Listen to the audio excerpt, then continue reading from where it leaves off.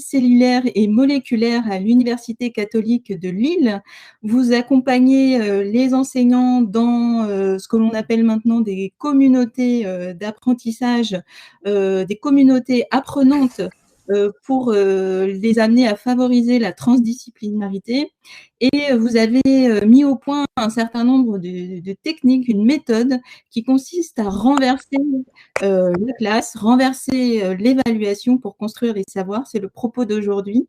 Et surtout, on se souvient tous et toutes, je crois, que vous aviez renversé nos cerveaux au mois de janvier et que ça nous avait ébouriffé et lancé pour une année pédagogique dont on découvre à quel point on avait besoin de ces éléments de réflexion maintenant que nous sommes à distance. Donc voilà, je me tais et je vous cède la parole et encore merci.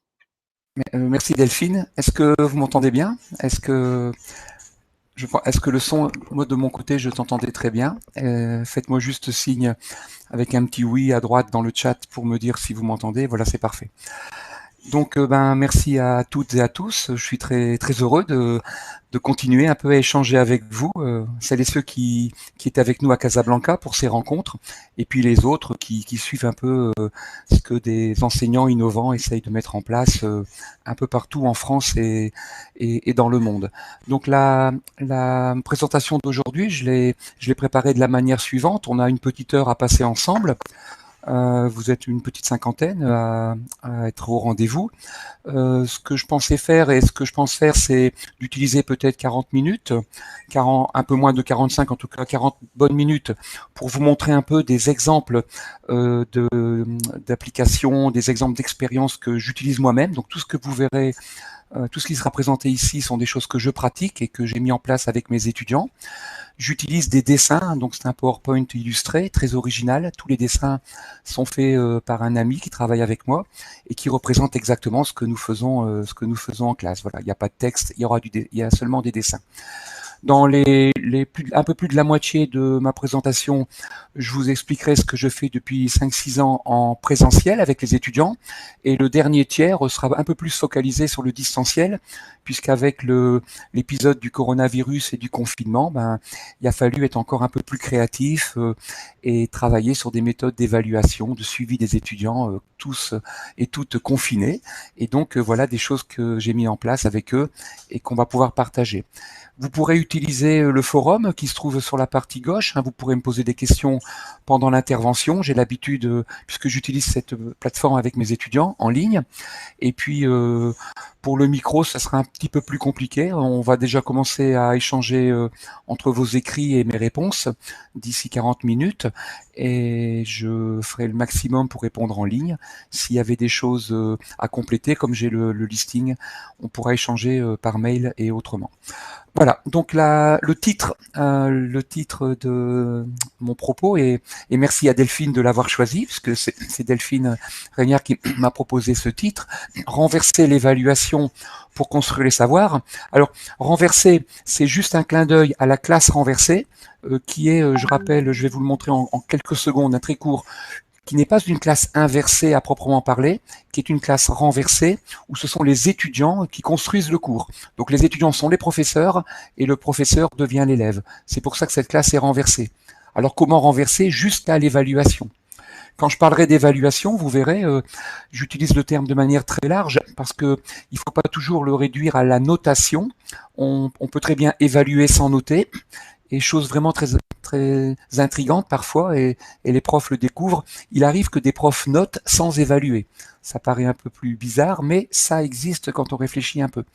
Renverser l'évaluation pour construire les savoirs, c'est quelque chose qu'on a découvert en le pratiquant. C'était pas du tout prévu au départ. C'est un peu une sorte de sérendipité.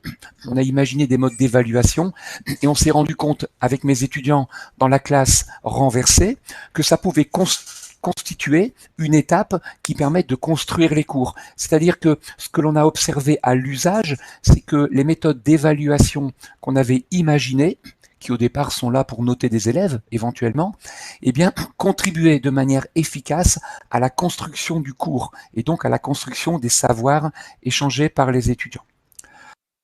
Donc Moi, je suis professeur de génétique, hein, comme Delphine l'a rappelé. Voilà, vous voyez ici, sous cette forme-là, mon cadre habituel, la façon dont j'ai enseigné pendant 25 ans, des amphis, hein, quelquefois de plusieurs centaines d'étudiants. Euh, un cours magistral. Donc ça, c'est assez classique. On fait le cours de manière magistrale. Ça, je pense que beaucoup d'entre vous connaissent le principe. Et puis, on évalue les élèves avec des devoirs surveillés. On peut les évaluer de manière écrite, orale ou autre. Ça dépend du nombre d'étudiants. Mais ce dont je vais parler ici, il s'agit bien du cours magistral. Donc, ce qui est renversé et l'évaluation qui est renversée ne concerne pas des travaux pratiques, des exercices, même s'il y aura des points communs. Mais on est en train de parler d'une classe dans laquelle il y a un transfert de connaissances à réaliser. Donc on parle de cours magistral qui est renversé. Voilà, donc ça c'est le cours magistral que j'adore faire, j'adore enseigner de manière magistrale, même si je ne le fais plus depuis 6 ans, sauf que je l'ai refait il y a très peu de temps, et j'en reparlerai à la fin, à cause d'une plateforme d'enseignement en ligne très peu performante. Le coronavirus m'a obligé à refaire des cours magistraux en ligne, ce que j'avais oublié déjà depuis un certain temps. Donc ça, c'est un encadrement assez classique, dont vous connaissez. Et depuis 6 ans maintenant, mes étudiants eh bien, se retrouvent plutôt dans cette situation, c'est-à-dire que je leur ai proposé de faire le cours. Donc, sans rentrer dans les détails, le cours, c'est un cours d'une quinzaine de chapitres, hein, ça dépend des années. Eh bien, il y a un programme, les étudiants construisent le cours. Donc, ils sont en train de le construire, ils font les recherches par eux-mêmes, ils écrivent les chapitres, on utilise des tableaux, comme vous le voyez, on utilise des plateformes collaboratives. Et il s'agit de les évaluer, c'est-à-dire qu'il y a un contrôle continu. Donc moi, j'enseigne dans une licence, donc là c'est une licence.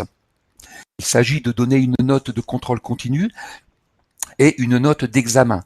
Souvent, la note de contrôle continu, c'est un exercice pour l'examen. Donc les étudiants sont très friands du contrôle continu pour s'exercer à blanc, enfin pas vraiment à blanc puisque la note compte, mais pour un étudiant, en tout cas pour mes étudiants, le contrôle continu sert à se préparer à l'examen. Et l'examen, c'est un contrôle de connaissances, je dirais individuel, sans document, copie anonymée, et on vérifie que les élèves ont compris ce que vous avez transmis en cours. Sauf que avec la classe renversée, il s'est passé quelque chose de différent que vous allez découvrir dans quelques diapos.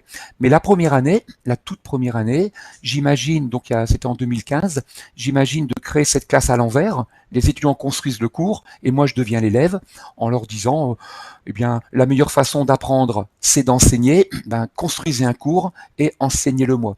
Mais ceci dit, il fallait quand même que je rende des notes à l'administration et pas juste dire à l'université voilà, ils ont construit le cours et je trouve qu'il est bien fait. Donc les étudiants construisent le cours, ils travaillent en équipe, donc comme vous le voyez ici, et ils écrivent le contenu de leur cours sur un document participatif qui est un Google Drive. Donc ils écrivent de manière collaborative, ils travaillent en utilisant des ressources numériques, mais aussi des ressources papier. Donc ça, c'est la partie production. Donc cette partie-là, elle va être évaluée, c'est-à-dire la qualité des cours, la quantité. Donc on leur donne des cadres, on attribue des chapitres et on va les évaluer. Et puis il y a aussi des présentations à l'oral. Vous voyez ici deux de mes étudiants présentant des parties du cours. On n'a pas le temps, puisque c'est un cours qui fait entre 24 et 30 heures, on n'a pas le temps de présenter tout le cours, mais les étudiants, à l'oral, vont présenter des parties fondamentales du cours qu'on choisit ensemble. Voilà. Et ils sont notés. Donc, ils ont des évaluations sur la qualité de leurs écrits et des évaluations sur la qualité de leurs oraux. Pour les écrits, c'est important de l'avoir en tête, ils ont une note globale. Ce sont des équipes de 6 étudiants et je mets la même note à tout le monde. Donc si je mets 15 sur 20 à un groupe, tous les élèves ont 15 sur 20.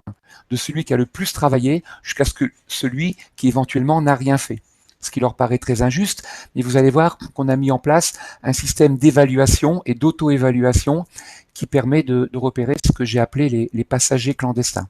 De manière assez gentille d'ailleurs, mais en les provoquant. À l'oral, par contre, les étudiants qui décident de prendre la parole, de dessiner ou de faire des projections ont des bonus individuels. Donc les étudiants sont notés dans le cadre d'une évaluation de manière globale. C'est ce que j'ai appelé un peu le salaire, entre guillemets, puisqu'on produit un cours. Et puis, il y a des bonus individuels qui sont donnés à des étudiants, soit par des présentations, soit par des, je dirais, des activités particulières. Je donne un exemple. Un étudiant qui décide de faire une fiche résumée pour son équipe parce que lui a plus compris le cours et il a envie de les aider à progresser dans la compréhension. Puisque tous les étudiants ont la même note, les très bons élèves, ceux qui sont adaptés, s'arrangent pour que le niveau monte, et les étudiants qui sont d'un niveau plus faible, eh bien, essayent de contribuer au travail de cours de manière un peu différente. Donc, il y a des évaluations écrites et des évaluations orales.